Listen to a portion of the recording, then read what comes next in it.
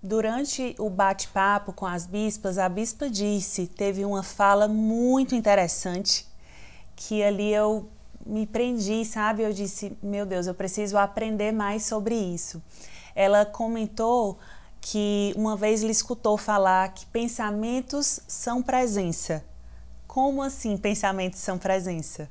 Os nossos pensamentos nos habitam, né? Então, tudo que nós temos na nossa alma, né? Pensar, sentir e agir, de alguma forma nós vamos manifestar. Algo vai vir no nosso semblante, nos nossos gestos. Se há qualquer contradição entre os nossos pensamentos e aquilo que nós estamos falando, isso vai se manifestar. E como é interessante, essa pergunta é muito boa, porque nós temos essa oportunidade de escutar alguém sem palavras. Porque quantas vezes vem alguém com o discurso da sua dor, mas vem com o discurso pronto. E você precisa de uma escuta ativa, eficaz, para você escutar não apenas o que a pessoa está falando, mas escutar aquilo que está lá na alma dela, os pensamentos que ela está tendo naquele momento, que dizem da sua dor, os seus gestos, o seu olhar, a linguagem do olhar fala muito. Há um antigo ditado que diz que os olhos são as janelas da alma. Sim. E vão dizer do que está acontecendo lá. Então, pensamentos não são apenas algo que fica dentro da nossa mente. Não, eles se manifestam. Eles se presentificam dentro de um cenário externo. Um exemplo interessante é que às vezes a gente recebe pais muito desesperados. Como que eu não percebi que o meu filho estava usando drogas, estava viciado em pornografia? Então os pais chegam muito desesperados. E quando sabem já está assim no auge, né, da situação. Só que aquela vivência que aquele menino está tendo naquele momento, aquilo que ele está vivenciando na sua vida, dá sinais. O que está passando pela mente dele dá sinais. Só que muitas vezes nós estamos vivendo numa geração tão distraída. Verdade. E a distração impede a conexão. E aí a gente não tem um olhar para o outro, né? De parar e perceber, né? Aquilo que não está sendo dito em palavras, mas que de alguma forma está sendo ali manifestado. A linguagem oculta da alma, a própria doença tem uma linguagem. Eu me lembro de uma paciente minha que ela estava com um linfoma e é um câncer, né? E a família toda desesperada, né? E foi a família toda para o consultório. E quando eu fiquei sozinha com ela e eu comecei a conversar com ela, ela começou a me falar, olha, eu estava vivendo isolada e agora, porque eu estou doente, está todo mundo me dando atenção. Então, a doença pode ter um ganho secundário. Uma senhora, uma vez com uma depressão bem profunda, estava realmente tendo um acompanhamento médico, mas uma desmotivação para a vida, que é um quadro comum da depressão, e ela começou a falar comigo, ela olhou para mim e disse, sabe, doutora, agora que eu estou com depressão, os meus filhos têm vindo me visitar. Meu marido vem almoçar comigo, ele sai do trabalho dele e vem almoçar comigo. E ela falou isso com um sorriso no rosto, sabe? Assim, estou tendo um ganho. Sim. Está sendo muito bom. Então, é preciso compreender a linguagem da dor. Porque a linguagem da dor, ela vem de pensamentos que foram estruturados numa mente que está manifestando ali algo.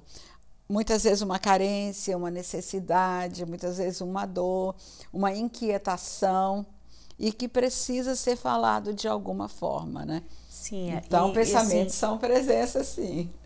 E em casa, né, o quanto que é importante, de repente, o tempo da mesa ali, onde você tem uma comunhão, onde aquilo que não está sendo dito, mas que um pai e uma mãe conseguem sim perceber, ter uma sensibilidade, ter um discernimento em um momento em que você está ali em conexão.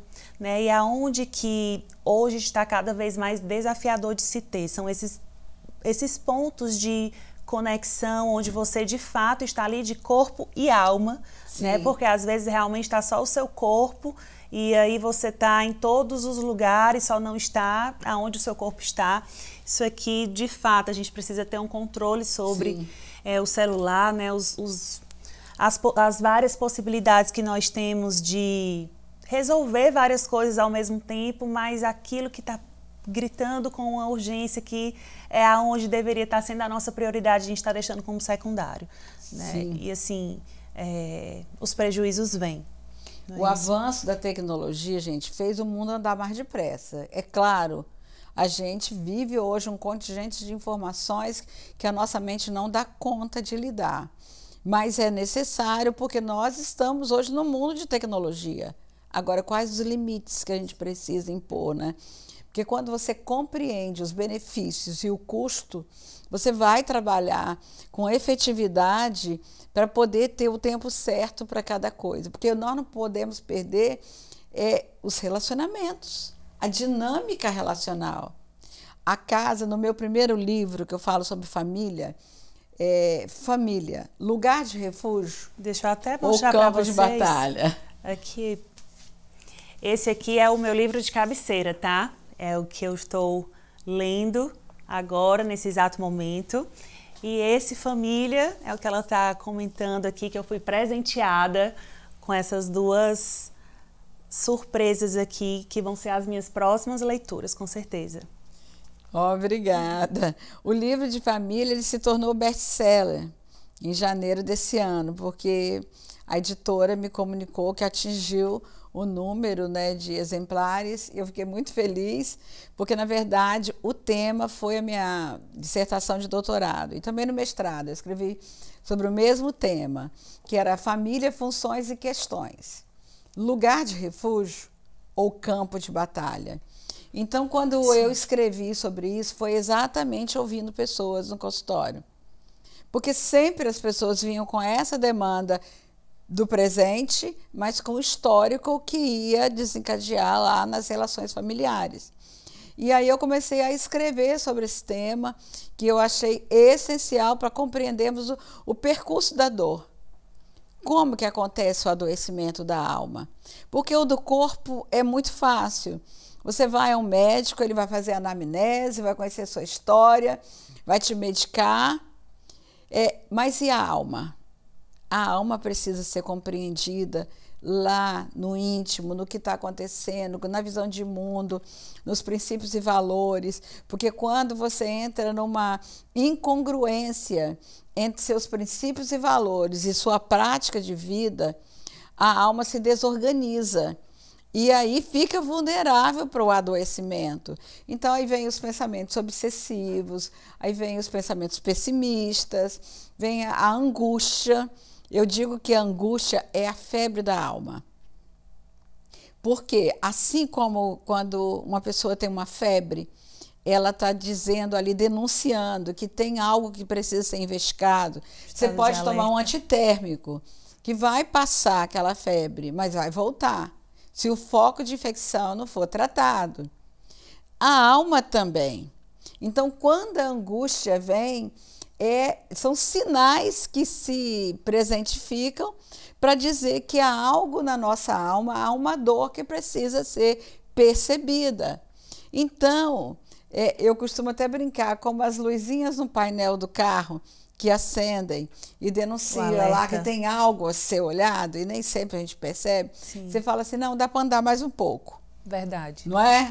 Nós, principalmente mulheres, nem sempre entendemos aqueles sinais, né? Se é bateria, se é o motor, qualquer coisa. Mas lá tem um sinal. E se a gente insiste em continuar, o custo pode ser muito alto. Da mesma forma, a angústia faz parte da natureza humana. Várias pessoas na Bíblia viveram essas angústias. O próprio salmista, ele traz, quando ele diz, por que estás abatida, minha alma? Porque se angustia dentro de mim. Então ele se interroga e se escuta.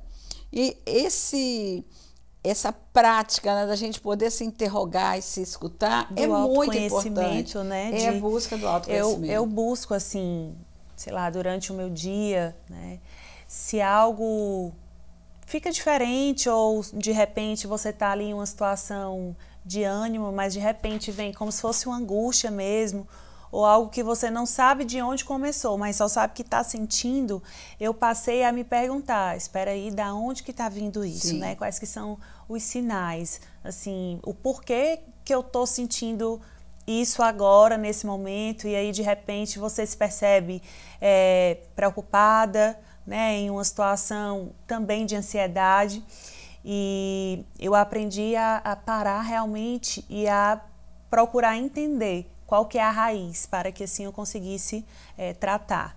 E através do Espírito Santo, através de louvores, de leitura, de uma conversa assim com Deus, eu sempre saio de uma forma diferente, sabe? É como se fosse assim um bálsamo mesmo para as minhas emoções e para a minha alma, onde eu volto ali para o centro e digo assim, Senhor, me ajuda, é de Ti que eu preciso, e essa fonte, né, inesgotável mesmo de cura naquele momento. Mas claro que na terapia você vai descobrindo, você vai ali ainda mais profundo para ter uma visão mais geral de tudo, né? O porquê que isso está acontecendo hoje, da onde vem, situações às vezes lá da infância, às vezes uma crença, né? Às vezes um trauma que você viveu, o quanto que a gente carrega isso por uma vida até que se entenda e se tenha uma cura total.